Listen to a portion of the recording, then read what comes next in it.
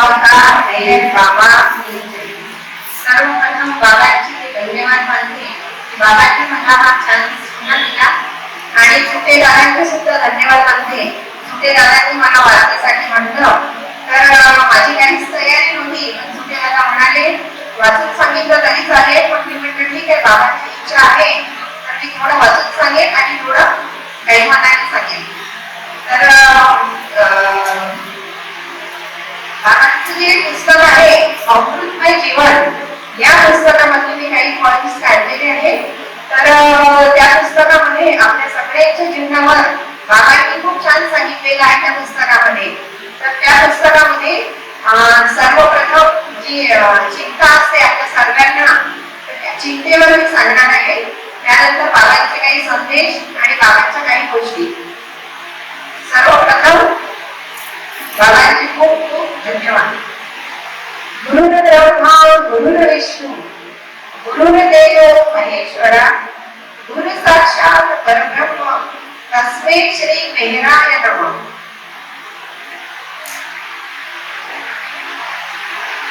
आपलं हे एक बरच नाही तर हे सर्व जग एक धर्मशाळेप्रमाणे आहे. सर्वांना एक दिवस सोडून जावं लागते. इथे कोणी अमर नाही. इथे एक दिवस आपण जे सगळेजण येतो आपल्या सगळ्यांच्या मनात काही ना काही विचार असतात, चिंता असतात, पण बाबांच्या त्या नामस्मरणामुळे सगळे चिंता कमी होतात आणि जीवन कसं हे क्षणभंगूर आहे, एक स्वप्न आहे आणि आपण काय करतो या स्वप्नावर आपली मालकी सांगतो. म्हणून ती सर्वी बाबा म्हणतात की चिंता आहे. जर तुम्ही स्वप्नावर मालकी सोडली तर चिंता कुठे पडून गेली ती शोधून सुद्धा सापडणार नाही. भूतकाळात जे काय घडले असेल आणि भविष्यात काय घडणार आहे यामध्ये तुमचे मन सारखे भटकत असते, त्याला परत आणून आपल्या नियंत्रणात ठेवा. जे क्षणभंगूर आहे त्याला आपण संपदा समजतो आणि खरी संपदा आहे आपण देव कोणी पाहिला ना असे म्हणतो. आपण काय म्हणतो घर माझं, पत्नी माझी, मुलं माझी, शेत माझं, सगळं माझं माझं करत असतो, पण परमेश्वर हा माझा आहे असं कधीच कोणी म्हणत नाही. खरी संपत्ती ती आहे आणि बाबा म्हणतात की तिला एकदा माझं म्हणून बघा, मग पहा काय चमत्कार होतो. खऱ्या अर्थाने तो आपला आहे, त्याला आपण विसरलो आणि जे खोटं आहे ते धरून ठेवलं. सगळी चिंता यामध्ये लपलेली आहे. या भ्रमात आपण अडकलो, सारी चिंता मागे लागली. कोणीही असो, कितीही श्रीमंत असो, त्याला ती चिंता असतेच त्या माणसाला कुठल्या ना कुठल्या गोष्टीची. एक शायर म्हणतो आदमी ने पैसा बनाया था, आदमी ने पैसा बनाया था सुख पाने के लिए, आज आदमी ने ही सुख को बेच दिया पैसा पाने के लिए. त्याला वाटते जास्ती संपत्ती मिळाली तर चिंता सुटेल, पण तो जास्त लोभात पडतो आणि खूप पैसा मिळवतो. मग त्याला वाटते ती चिंता कमी करण्याकरता जे मी घर मिळवलं ते अधिक चिंता घेऊन माझ्या घरात आलं. आता त्याला तो आधी झोपू शकत होता, पण त्याला 2-3 तास झोप सुद्धा एक गोळी घेतल्याशिवाय. कारण काय झालं, माणूस चिंतामुक्त होण्याच्या प्रयत्नात तो अधिक चिंताग्रस्त होत जातो. ही संपत्ती विपत्ती आहे हे कळते, पण ती सोडू शकत नाही. त्यात तो पूर्णपणे गुरफटलेला असतो, अगदी कोळ्याच्या जाळ्याप्रमाणे. शेवटी ती चिंता त्याला चितेवर पोचूनच राहणार करते. म्हणून प्रियतम मेहर बाबा म्हणतात की मला तुमचं निरंतर सोबती बनवा आणि जर मला निरंतर सोबती जर तुम्ही बनवलं तर चिंता कुठे पळून जाईल ते कळणार देखील नाही. कारण परमेश्वर आणि चिंता ह्या दोन अगदी विरुद्ध गोष्टी आहेत. चिंता आणि इथे एक म्हणजे दुसरेच अस्तित्वच नाही आहे. प्रकाश आणि अंधार एकत्र राहू शकत नाही, तसंच ही चिंता आणि परमेश्वर हे विरुद्ध आहे. हे म्हणतात की पद आणि प्रतिष्ठा, धन आणि दौलत, कावेरी आणि कंचन याने कोणी सुखी झाला का? सुखाचा हा भ्रम निर्माण झाला आणि या भ्रमाचा मोकळा फुटणारच. आणि शेवटी हातात शिल्लक राहणार चिंताच. कारण असत्य जगणं आहे. आपण धन विजयी ठरलं तिजोरीत भरली. धन तिजोरीत आलं, पण काय झालं त्यांनी आपल्याला चिंता काढणं करून टाकलं. बुद्धीही सुटत नाही, धनही सुटत नाही आणि चिंताही सुटत नाही. एकदा हैदराबादचे मेहेर बाबांना भेटायला आले. ते समोर आल्याबरोबर मेहेर बाबा त्यांना म्हणाले, चिंतामणी दागिनी, चिंतामणी दागिनी काळकरीच्या खाये मेहेर बाबा बिचारा अंतर दवा लगाय. त्यांच्या मनातली जी चिंता होती ती बाबांनी मनावर ओळखली आणि बाबांनी ही पंक्ती हावभावाच्या द्वारे व्यक्त केली. त्यांच्या मनामध्ये इतकी श्रीमंत नवाब होते ते, त्यांना कशाचीच कमी होती, पण त्यांना सुद्धा चिंता होती. म्हणून बाबा म्हणतात की कुठलाही इतिहास पहा, पैसा मिळाल्याने कोणी काही सुखी झालेला नाहीये. बुद्ध राजपाट सोडून का गेले असते, म्हणजे सुख हा आपल्या अंतरस्थायी भाव आहे, सच्चिदानंदाची ही अवस्था आहे. दुःख म्हणतो आधी माझी भेट घ्या आणि मग पुढे जा. मेहेर बाबा म्हणतात की मनाचा स्वभाव ओळखा. मनाला कशाची तरी चिंता करण्याची सवय असते, ते सतत चिंता करत असते, एखादे कारण शोधत असते. वर्तमान काळात जर त्याला कारण सापडले नाही तर ते भूतकाळात जाते आणि भूतकाळाचा शोध घेते, त्याला अनेक कारण मिळतात, नाहीतर ते भविष्यात रमते. कसे झाले असते, कसे झाले तर कसं होईल. एक तो व्यक्ती होता, तो नेहमी म्हणायचा, आपण एखाद्या आजाराने जर पछाडल्या गेलो तर लाखो रुपये कुठून आणणार. अलीकडे दवाखाना म्हटला की भरमसाठ खर्च आहे, आपण तर करूनच जाऊ. आणि मग असा नकारात्मक विचार करून मनाला चिंता करण्याची का सवय लावता. बाबा म्हणतात तुम्ही हा विचार समोर द्या, जेव्हा तुम्ही मराल तेव्हा मराल मिळते, आतापासून कशाला त्या गोष्टीची चिंता करता. म्हणजे आता जे आनंदाचे जे क्षण आहे ते तुम्ही आनंदाने घालवू शकता. आणि तुम्ही आजारी पडून मराल हे तुम्हाला कोणी सांगितलं. म्हणजे बरेच जणांना सवय असते ना, म्हणजे मी सांगून म्हणून मी पण अशी चिंता करत असते. कुठल्या गोष्टी प्रत्येकाला चिंता असते. आपण मुलं घरी मिळाले तर चिंता करतो, पती घरी मिळाले तर चिंता करतो, कुठल्या ना कुठल्या गोष्टीची, छोट्या छोट्या गोष्टीची प्रत्येकाला चिंता असते. पण ही माणसाला चिंता काय होते, शेवटी चिंतेवर पोहोचते. चिंता आणि चिता यामध्ये एका बिंदूचा फरक आहे. चिंता काय करते, ती जिवंत माणसाला जाते आणि चिता ही मेलेल्या माणसाला जाते. हा यामध्ये एक फरक आहे आणि ती खतरनाक आहे. चिंता करणे माणूस काही सोडत नाही. प्रियतम मेहेर बाबा म्हणतात, चिंता केल्यामुळे अधिक वाढते व विचार जास्त बलिष्ठ होतो. माणसाला सतत चिंता करण्याची सवय असते. चिंता सगळ्यात शरीराची एनर्जी खर्च करते, त्यामुळे चिंता करण्याची सवय प्रयत्नपूर्वक टाळली पाहिजे. बाबा म्हणतात की रिलॅक्स राहायला शिका. मन चिंतामुक्त असेल तर तुमची कायमची कार्यक्षमता वाढेल. आणि मेहेर बाबा म्हणतात एक सद्गुरूंचा आश्रम होता. त्या सद्गुरूंच्या आश्रमामध्ये असे शिष्य पुष्कळ शिष्यांची संप्रदाय होती. एक दिवस ते सद्गुरूंना असे मौन धारण करून बसले व शिष्यांनी एकही शब्द ते शिष्यांची एकही शब्द बोलले नाही. शिष्य म्हणाले त्यांना की तुम्ही आजपर्यंत खूप आनंदात होते, आता तुम्ही मौन का बरं धारण केलं.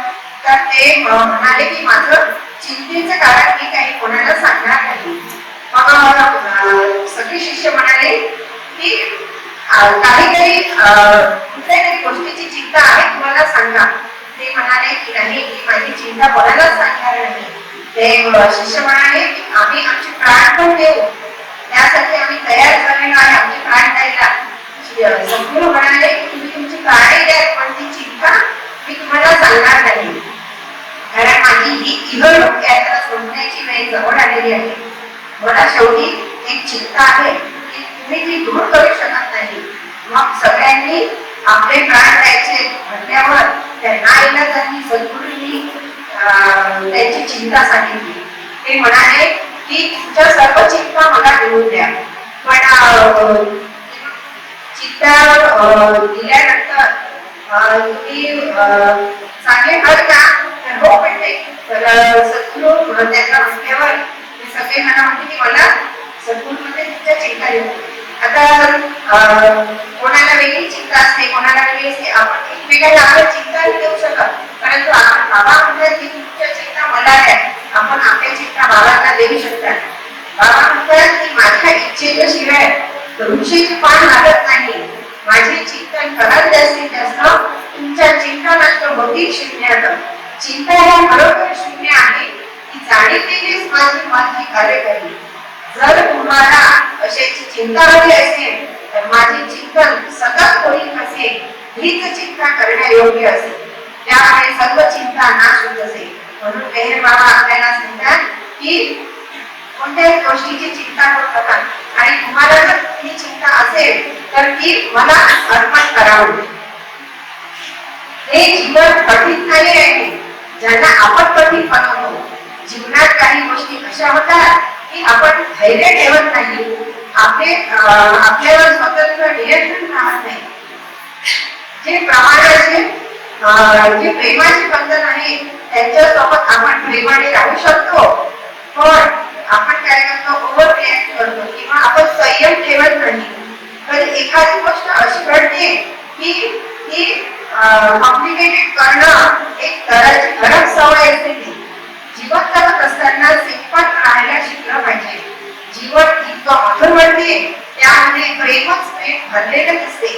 जीवनात आपण कसं जगायचं हे आपल्या हातात असते. सरळ राहायचं की तीर्थ राहायचं.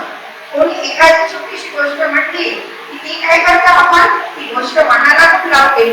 त्याने माझा अपमान केला, त्याने मला असं म्हटलं, काहीही बोलण्याची वेळ होती का, माझा मूड खराब केला, आज किती चांगला दिवस होता, असं आपण आपल्या स्वतःच्या मनाला म्हणतो. दुसरा त्याला म्हणतो की जाऊ दे, तुला जर काही म्हटलं तर तू विसरून जा. ती काय करतो, तो काय करतो, तीच गोष्ट पुन्हा आपल्या मनाला लावून घेतो आणि म्हणतो त्यांनी माझा अपमान केला. जसं फुग्यामध्ये हवा भरल्यावर तो फुगा जसा फुगत जातो, तसाच माणसाचा अहंकार सुद्धा वाढत जातो. आणि काही लोक तीच गोष्ट डोक्यात घालून बसतात, राणीचा पहाड बनवतात. जसं घाण्याचा बैल असतो, गोल गोल फिरतो आणि कुठेच जात नाही, आपण एका ठिकाणी बसून राहतो. तसंच माणसाचं पण आहे. एकच गोष्ट सतत सांगून ते स्वतःचे मूड खराब करतात आणि दुसऱ्याचे मूड खराब करतात. तुमच्या मनात आता इथे क्रोधवर सांगितलंय बाबांनी, तुमच्या मनात जर क्रोध आला तर तो आतमध्ये घेऊन जाण्याची काही तुमची तयारी नसते. तर काय होते म्हणजे क्रोध आला तर काय देखील होते, चेहऱ्यावर घाम येतो, चेहरा लाल होतो, डोळे लाल होतात आणि कुणी असो क्रोधामुळे तो कोणत्याही वस्तूला थोड्या धक्का मारतो की त्याच्यासोबतचा घाबरून जातो. हा जो क्रोध आहे हा आमच्यामध्ये समाविष्ट होऊन जातो. त्याचं कारण काय आहे, आम्ही कमजोर आहे. ज्या माणसाजवळ हा जो क्रोध राहतो, बाबा म्हणतात की तो कधीच जीवनात पुढे जाऊ शकत नाही आणि तो तरक्की करू शकत नाही, तो उदासीमध्ये राहतो. काही व्यक्ती आध्यात्मिक मार्गामध्ये असतात आणि त्यांच्यामध्ये काय होते, आध्यात्मिक मार्गात असल्यामुळे धैर्य येते. काम, क्रोध, लोभ, मोह असतात, यावर काय होते, त्यांचं नियंत्रण राहते. तुम्ही जेव्हा बाबाचं नामस्मरण करता तेव्हा काय होते, एक वेगळीच ऊर्जा येते. बाबांचा जो मंत्र आहे ओम परब्रह्म परमात्मा, या मंत्रामुळे काय होते, खरंच क्रोध येत नाही. मला तरी तो अनुभव आलेला आहे. आपण म्हणजे जीवनात प्रत्येक जण बाबांच्या याच्यात आल्यावर खूप शांत झालेला आहे. आणि आपण आधी जर बाबांच्या याच्यात नसतो तर आपल्याला आपण असं म्हणजे क्रोधच करत होतो प्रत्येक थोड्या गोष्टीसाठी. पण खरंच बाबांच्या याच्यामुळे ओम परब्रह्म परमात्मा हा मंत्र आहे बाबांचा, तो तर आपण मनातल्या मनात सारखं उच्चारत राहणं त्याने खूप फायदा होते आणि आपल्याला एक वेगळी ऊर्जा मिळते. बाबा काय म्हणतात की मेडिटेशन खूप आवश्यक आहे. माणसाने मेडिटेशन साठी इथे सत्संगात आपण येतो त्याचसाठी येतो. इथे आल्यावर आपल्याला घरातले काहीच विचार आठवत नाही, घर आठवत नाही, कोणीच आठवत नाही, फक्त बाबा दिसतात इथे. म्हणून इथे येण्याचं एकच कारण असते. आणि हा एक मोठा फरक आहे की बाबा म्हणजे इथे आल्यावर जे मी तुम्हाला देतो ते जीवनात तुम्ही आठवत नाही. प्रत्येक रविवाराला की आपण जर एखाद्या रविवारी आलो नाही तर आपल्याला वाटते की किती दिवस झाले आपण सेंटरवर गेलो नाही. इथे आल्यावर ज्यांना माहिती आहे, जे सत्संगात नेहमी येतात त्यांनाच माहिती इथे आल्यावर आपल्याला काय मिळते. तर आपल्या या पाच कोश आहेत आपले, प्राणमय कोश, अन्नमय कोश, मनमय कोश, विज्ञानमय कोश आणि आनंदमय कोश. याची काय होते, इथे आल्यावर शुद्धीकरण होते. आत्म्याच्या वर या पाचच्या लेयर्स असतात, याची काय होते, शुद्धीकरण होते. ती व्यक्ती साध्यांच्या जवळ जाते.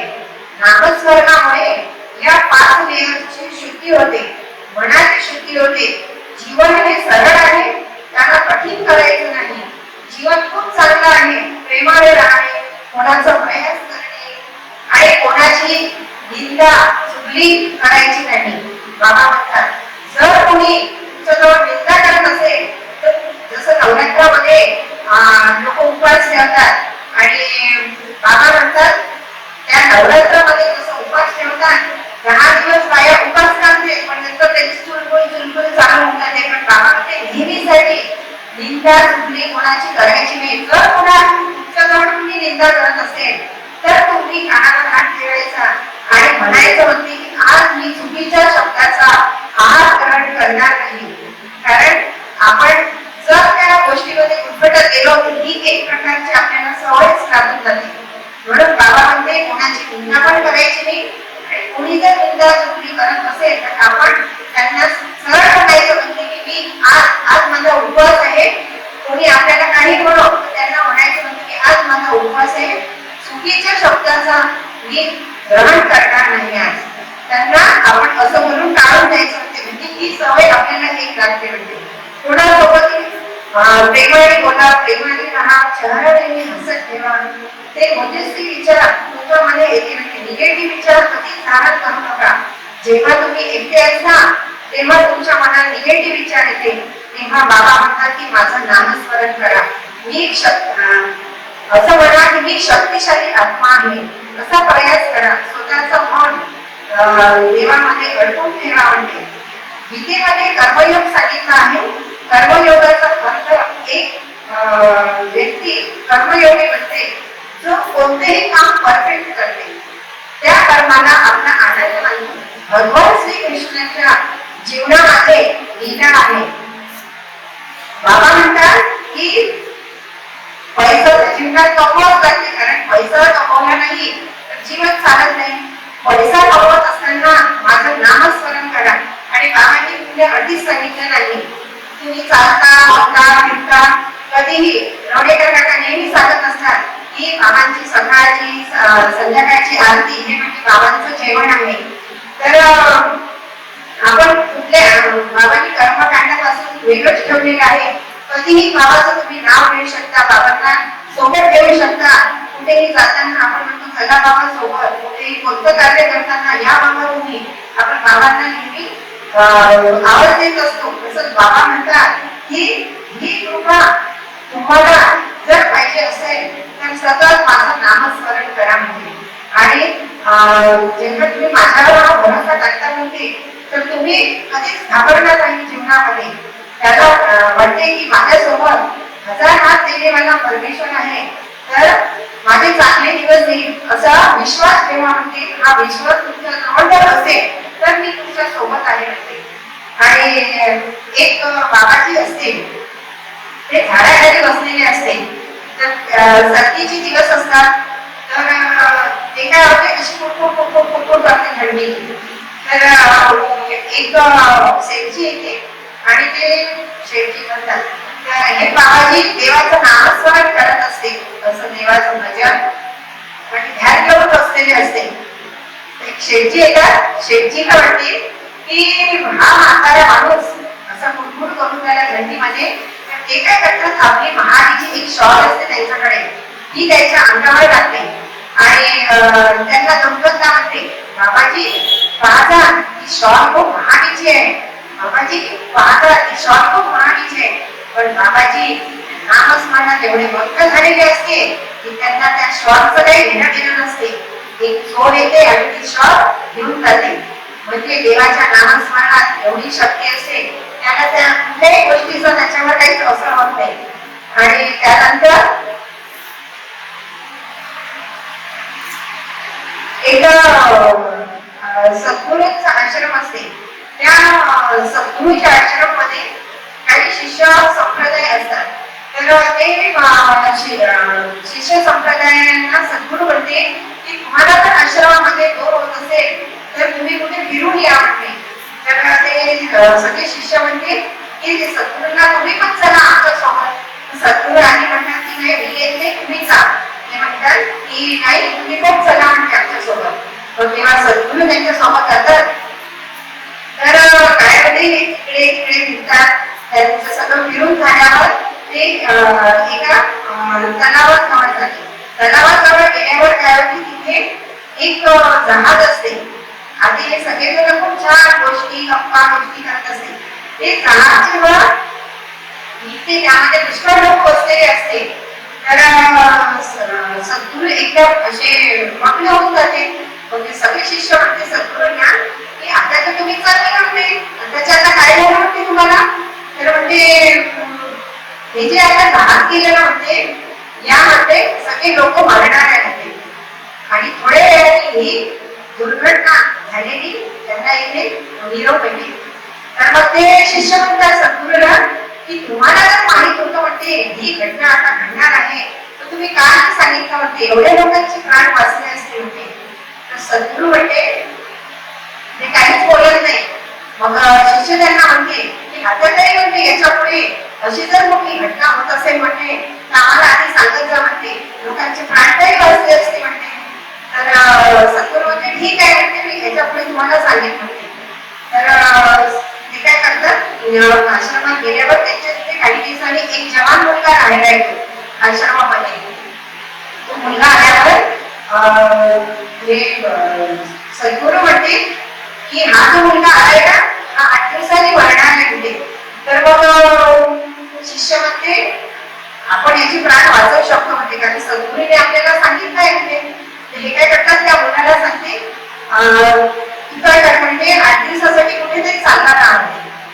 तर त्याने तो माहीत झाल्यावर तो पण घाबरून जाते. आपल्याला जर कोणी सांगितलं की तू 8 दिवसांनी मरणार आहे तर आपण काय करतो घाबरून जातो आणि आपला जीव वाचवण्यासाठी जर कोणी आपल्याला सांगितलं हे प्रयत्न तर आपण करतो कारण माणसाला जास्ती जीव प्रेमाचा वाटतो. तर तो मुलगा ढकलून गेला. तो मग जंगलामध्ये जाते आणि एका ठिकाणी खड्डा जाते आणि खड्डा करून त्याच्यामध्ये तो लपून बसते आणि भोवत आपल्या अंगावर घेऊन येते. तिथे काय होते थोड्या वेळाने राजाचा मुलगा आणि शिपाई येतात. तर ते आल्यावर त्यांना काय होते हा राजकुमार जो असतो हा हरवून जाते त्या जंगलामध्ये. मग हा हरवल्यावर शिपाई राजाला सांगते की तुमचा मुलगा हा असा असा हरवला या जंगलामध्ये. तर राजा तिकडून आदेश देते की तुम्ही त्याला शोधून काढा म्हणते राजकुमारला आणि जिथे कुठे हालचाल दिसेल तिथे गोळी मारा म्हणते तुम्ही. तर सगळेजण इकडे तिकडे फिरते. त्यांना एका ठिकाणी बहुत असं हालताना दिसते. हे काय करतात तिथे गोळी मारते आणि त्या मुलाचे प्राण झाले जातात. ही घटना या आश्रमामध्ये माहीत होते. सद्गुरू म्हणजे आता मी तुम्हाला सांगितलं होतं म्हणजे ही अशी घटना होणार आहे आता तुम्ही त्यांना वाचवू शकते का म्हणते. म्हणजे इथे काय सांगितलं की जे व्हायचं असते ते होणारच आहे त्याला कोणीच काही करू शकत नाही. पण आपण अवताराला सांगितलं असलो म्हणजे काय होते त्या नामस्मरणाने कुठलंही संकट टळू शकते. बरेच जणांना अनुभव आले मला पण खूप अनुभव आले बाबांचे. आपण जे बाबांचं नामस्मरण करतो ना त्यामुळे आपल्यावरचे बरेच संकट टळतात आणि एवढी पावर असते की आपले वाईट संस्कार सुद्धा बाबा ढिले करतात. बाबा जेव्हा 5.5 महिन्यांचा बाबांना उपवास होता तेव्हा बाबा काहीच खायचे नाही आणि बाबांना डिहायड्रेशन झालं होतं. आणि एका ठिकाणी बाबा जेव्हा थांबले तेव्हा बाबा एलचिंग म्हणतात की मला काहीतरी खायला आणत नाही. मग एलर्जी जातात की मुलं तिथे डबा खात असते. तर एलर्जी जाते त्या मुलांजवळ आणि त्या मुलांना म्हणजे थोडंसं तुमच्याजवळ काही असेल तर खायला द्या म्हणते. तर ती मुलं म्हणते आम्ही आमचा डबा सगळंच खायला म्हणते. पण त्याच्यातला एक मुलगा म्हणते की माझ्याजवळ थोडीशी चटणी आहे. तर ती चटणी घेतात एलर्जी आणि बाबा म्हणते की त्याला पैसे द्यायची कशी घ्यायची मी म्हणते. एलर्जी त्या मुलाला पैसे देतात आणि ती चटणी आणते आणि मग पोळी संपलेली असते. मग बाबा काय म्हणतात की कुठून तरी थोडस पोळीचं तुकडं येण्याचे पुन्हा जातात आणि थोडासा छोटसा पोळीचा तुकडा आणतात आणि बाबा काय करतात त्या चटणी आणि पोळी एवढ्या याच्यावरच आपला उपवास सोडतात आणि हे बाबांचं कार्य बाबांनाच नाही की त्यावेळेस बाबांनी असं का केलं होतं. बाबांना म्हणजे खूप त्रास व्हायचा तरी बाबांनी त्या एवढ्याशा पोळीच्या तुकड्यावर आणि चटणीवर आपला उपवास सोडला होता. बाबांचं कार्य बाबांनाच पाहिजे. बाबा जेव्हा मेहरतला राहायला आले तेव्हा मंडळीच्या लोकांना प्रश्न पडला होता की ही घरातली कामं कसं करतात. महिला मंडळी आपापली कामं करून घ्यायच्या परंतु पुरुष मंडळींना विचार पडला होता की घरातली धुणं भांडी भाजीपाला आणणं दूध आणणं त्या मेहरतला तेव्हा रस्ते होते लाईट होती पाणी होतं तर हे सगळं कोण कामं करणार विचार करत होते. तर बाबा मग म्हणाले त्यांना की तुम्ही कशाचा विचार करून राहिले. त्यांनी सगळं सांगितलं तर ते म्हणाले बाबा म्हणाले त्यांना की तुम्ही अरणगावला जा आणि अरणगाव मधून अशी दोन मुलं शोधून आणा की ज्यांना सायकल चालवता येते. हे अरणगावला गेले आणि अरणगावला त्यांनी जी दोन मुलं खेळत होते नदीवर म्हणजे आंघोळच करत होते ते त्यांनी कपडे वाळून घातले होते आणि आंघोळ केल्यावर जसे पेंडोजींना पाठवलं बाबांनी ते पेंडोजी गेले तर गाडी घेऊन गेले तर हे मुलं पळायला लागले. हे खूप घाबरून गेले यांना वाटलं आपल्याला पकडायलाच कोणी आले की काय ते धावायला लागले. पेंडोजींनी त्यांना हात दाखवला आणि थांबवलं. तुम्ही घाबरू नका म्हणे मी तुम्हाला घ्यायला आलो. मेहर बाबांनी तुम्हाला बोलवलं आहे. मेहर बाबांचं नाव ऐकल्यावर ती मुलं खुश होऊन जातात. त्यांना वाटते बापरे मेहर बाबांनी आपल्याला बोलवलं. ती काय करतात ते ओलेच कपडे अंगात घालते आणि त्यांच्या घरी निरोप पाठवते की आमच्या घरी सांगून द्या म्हणते की आम्ही मेहरा दत्ता चाललो म्हणून. ते मग मेहरा दत्ता जातात आणि तिथे गेल्यावर काय होते तिथे गेल्यावर त्यांना मग बाबांची समोर गेल्यावर बाबा त्यांना सगळं विचारते की तुम्ही इथे राहायला तयार आहे का ही सगळे कामं कराल का ते हो म्हणतात आणि मग सगळे तयार झाल्यावर मेहराची काय म्हणते चला म्हणते मी तुम्हाला काम सांगतो कोणतं काम आहे आणि कुठे काय सामान ठेवलं आहे. बाबा म्हणतात की नाही त्यांना ते बसू द्या आणि त्यांना जेवायला द्या मुली. आणि ती बाबा जेव्हा त्यांना जेवायला दिली तेव्हा ते इतके रडतात त्यांना खूप अश्रू अनावर होते. ते म्हणतात की बाबा तुम्ही किती कृपाळू आहे. तुम्हाला कसं वाईट वाटते की आम्ही 2 दिवसापासून जेवण नाही केलं कारण आमच्या त्यांच्या घरची परिस्थिती खूप खराब असते. त्यांनी जेवण केलं नसते 2 दिवसापासून आणि तुम्हाला कसं समजलं म्हणजे बाबा की आम्ही उपाशी आहे म्हणून. ते खूप रडतात आणि जेवण करते आली आणि मग एरजी त्यांना काम सांगतात. मग एरजीही त्यांना काम सांगितल्यावर हे आपल्या इथे जे माधव काका आले होते ना तेच माधव काका आहे ते माधव आणि बापू माधव आणि बापू काका. तर ती तेव्हा 15-16 वर्षाची मुलं होती. तर मग त्यांना ती कामं सर्व सांगितल्यावर ती मग सगळी तिथे व्यवस्थित कामं करतात दोघी जण पण. आणि एक दिवस काय होते ती साफ करता करता त्यांना एक पिंपळगावची मुलं भेटायला येतात आणि पिंपळगावची मुलं भेटायला आल्यावर इथे बाबांनी काय सांगितलंय की संगत म्हणजे संगत फार म्हणजे खराब असते. आपण चांगल्याच्या संगतीत राहिलो ते चांगलं होतं वाईटाच्या संगतीत राहिलो तर वाईट होतो. वाईट होणं लगेच मुलं ग्रहण करून घेतात. ते चांगले होते दोघेजण पण पिंपळगावची मुलं एकदा भेटायला आले तर हे त्यांना काय म्हणते पिंपळगावची मुलं की खंडोबाची यात्रा आहे म्हणते तर तिथे आपण जाऊ म्हणते सगळेजण. ते म्हणते नाही आम्ही येत नाही म्हणते कारण मेहर बाबाची आज्ञा म्हणते की इथून तुम्ही कुठे जायचं नाही. हे मुलं काय करतात त्यांना बरोबर चाटीमध्ये आणतात की मेहर बाबा म्हणते काहीतरी झोपली असते म्हणते आणि मेहर बाबांच्या सोबत जे आहे ते सगळे झोपले असते म्हणते तेव्हा आपण जाऊ म्हणते कोणाला माहीतच पडणार नाही म्हणते. तर हे पण त्यांच्यासोबत हो हो करतात आणि सगळे झोपल्यावर हे त्यांच्यासोबत ती जत्रा पाहायला ती खंडोबाची जत्रा असते ती जत्रा पाहायला जातात. आणि मग काय होते त्या दिवशी ते गेल्यावर मेहर बाबा कधीच विचारत नाही की माधव आणि बापू कुठे. त्या त्या दिवशी बाबा अचानक त्यांना विचारते, अलोबाजींना म्हणते बाबा की अलोबाजी आज जावं म्हणते ते दोघं आहे की ते पाहू नये. ते जाते तर पाहते, हो बाबा आहे म्हणते, ते आतमध्येच आहे म्हणते.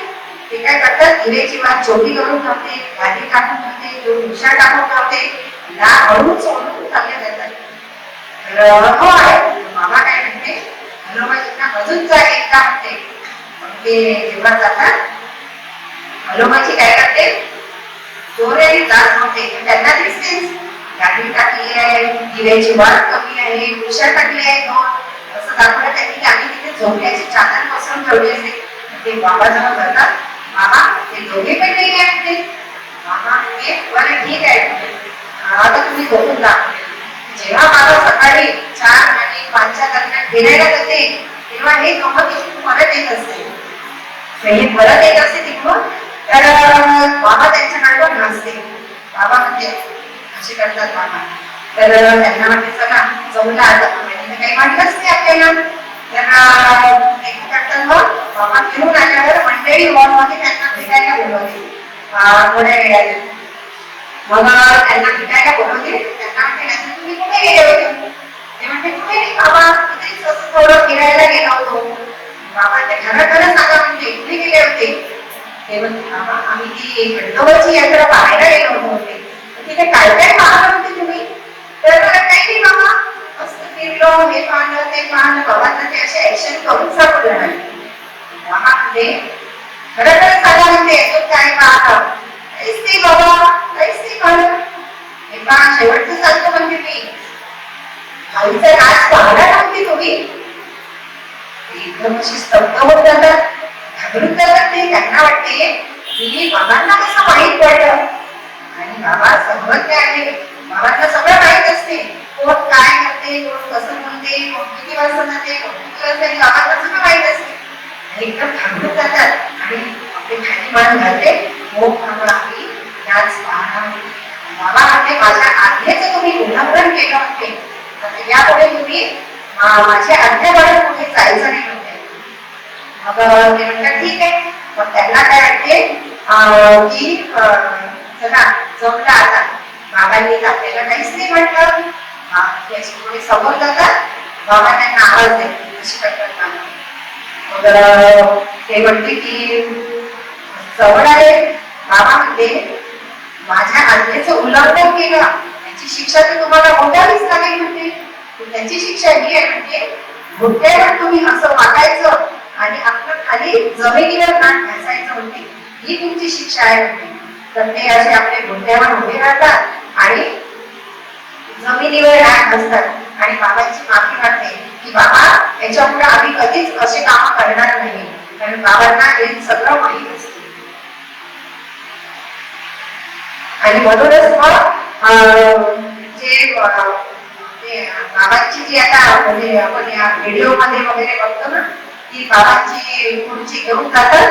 तर समोर ते बाबू आणि माधव असते आणि मागे रामेश्वर आणि कृष्ण ही चौकातून आपण त्या व्हिडिओ मध्ये पाहतो.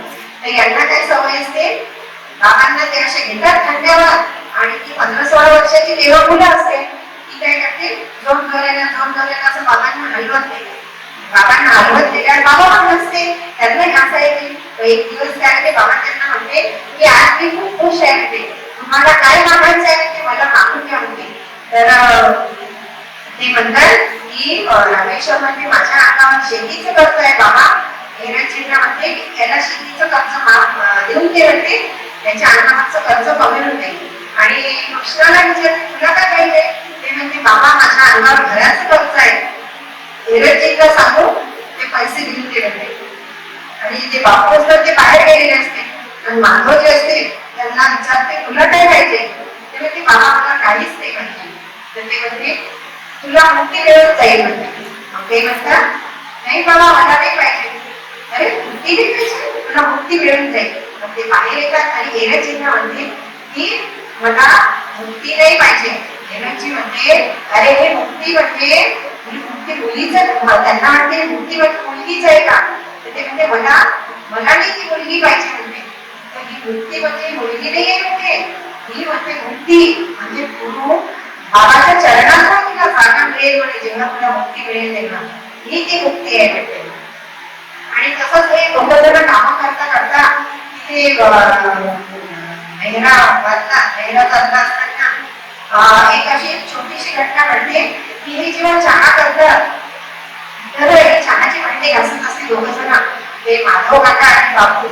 तर यांना काय होते त्या भांड्यामध्ये पान चिपकलेली दिसते. तर पान चिपकलेली दिसल्यावर ते म्हणतात की बापरे आज आपण चहा केला म्हणजे आणि ते विष सगळ्यांच्या ह्याच्यात केलं म्हणजे आणि आज नेमके सगळेजण एक कपच्या ऐवजी 2-3 कप चहा पिले होते. आता कसं होईल?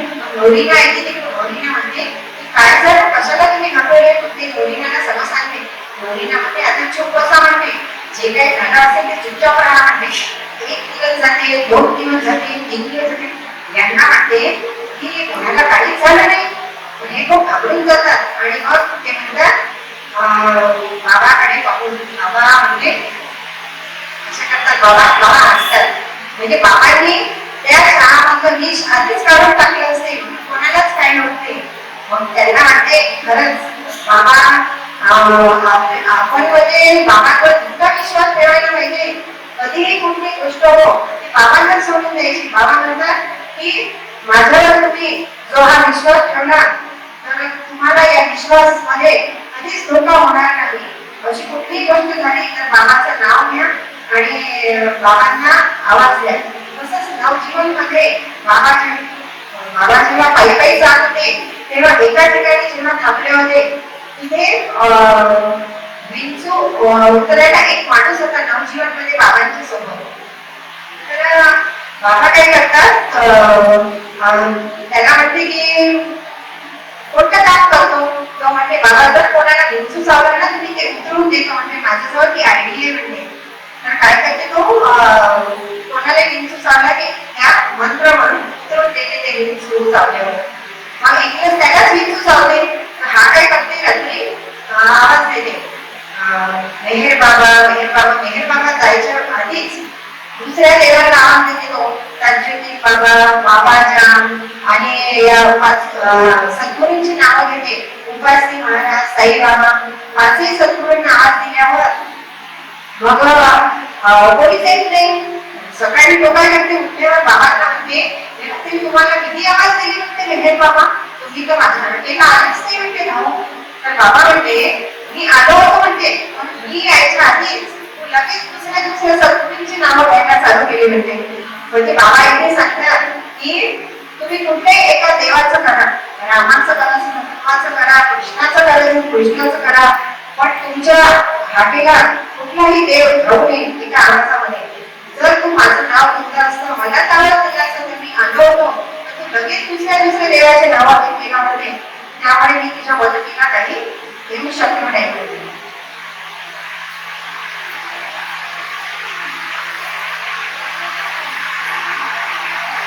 माझ्याजवळ सांगण्यासाठी बाबांसाठी खूप पॉइंट्स काढले होते परंतु आता वेळ झालेली आहे.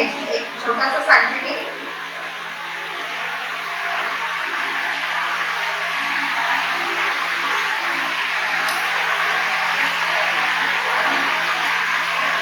एक देवकी माता असते ती कृष्णाला विचारते की देवाला कोणता मुलगा आवडतो. तर ती प्रश्न विचारते तर कृष्ण म्हणते की रजोगुण, तमोगुण, सात्विक गुण आणि निर्गुण. तर जे म्हणजे तामस भक्त जो आहे म्हणते तर तमोगुण मध्ये तामस भक्त येते. जो भक्त देवासाठी देवाजवळ जाते आणि कोणाच्या समोर खोटी भक्ती करतो तो भक्त मला प्रिय नाही म्हणते. तो कोणाची बुराई करतो, देवाजवळ जातो, असं होऊ नये याचं त्याचं तसं होऊ नये असा जो म्हणतो तो भक्त मला आवडत नाही. आणि रजोगुण म्हणजे राजस भक्त जो भक्त दुसऱ्यांच्या जवळ जातो आणि त्याच्याजवळ गाडी आहे, माझ्याजवळ गाडी नाही, याच्याजवळ घर आहे, माझ्याजवळ घर नाही असं तो म्हणतो म्हणते. आणि देवाच्या जवळ तो आपल्या फक्त कामासाठी जातो तो पण भक्त मला आवडत नाही. आणि सात्विक गुण त्याच्याजवळ सात्विक गुण आहे म्हणजे जे कार्य तो करतो आणि तो मला समर्पित पण करतो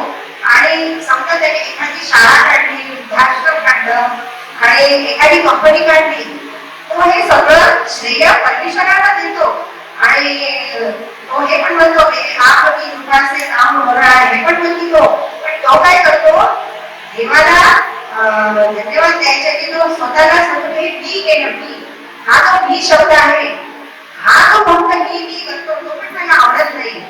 आणि मग जेव्हा निर्गुण भक्त जो भक्त सतत माझे नामस्मरण करतो, प्रत्येक वेळा करतो, मला सोबत ठेवतो, कुठलेही काम झाल्यावर मला धन्यवाद देतो. आणि इथे एक छोटीशी गोष्ट, एक भक्त असतो त्याच्याजवळ काहीच नसते, साधा त्याच्याजवळ तिलक लावायला आरसा पण नसतो, तो सतत देवाचं नामस्मरण करतो, त्याला कशाचा लोभ पण नसतो, खूप प्रामाणिक असतो. आणि एक दिवस कृष्ण राजाजवळ त्याच्या स्वप्नात जाऊन सांगते की त्या गरीब माणसाला तुझ्याजवळ काही धन असेल ते घेऊन दे. राजा जातो सकाळी, त्या माणसाला म्हणते की माझ्या स्वप्नात कृष्ण भगवान आले होते, त्यांनी सांगितलं होते की हे थोडंफार धन तुझ्या जवळचं या माणसाला घेऊन दे. पण तो माणूस घेण्यास नकार देतो, तो म्हणतो मी एक टाइम उपाशी राहील पण मला हे धन नको म्हणते. आणि ते म्हणतात की तुमच्याकडे एक जवान मुलगी आहे, तिचं लग्न होईल, तिच्यासाठी ते धन लागेल, तरी पण तो माणूस घेत नाही. आणि त्याला ते पाठवून देतात परत, आणि तो सारखा कृष्ण कृष्ण करत असतो. असा भक्त देवाला आवडतो जो देवाला काहीच मागत नाही. जेव्हा आपले सैनिक लढाईमध्ये जातात तर बुलेट प्रूफ रॉकेट घालून जातात, त्यांना बुलेट प्रूफ रॉकेट अंगात घातल्यावर कितीही गोळ्या मारल्या तरी त्यांना काहीच फरक पडत नाही. तर हे जग तुम्हाला काही म्हणो, थोडी कितीही तुम्हाला नावं ठेवू, आपण मेहर बाबांच्या नावाचं कवच घातलं आहे, म्हणून मेहर बाबा म्हटला माझ्या नावाचं तुम्ही जे कवच घातलेलं आहे हे दुनिया हे जग तुमचं काहीच बिघडू शकत नाही. अवतार मेहर बाबा की जय, अवतार मेहर बाबा की जय, अवतार मेहर बाबा की जय. धन्यवाद.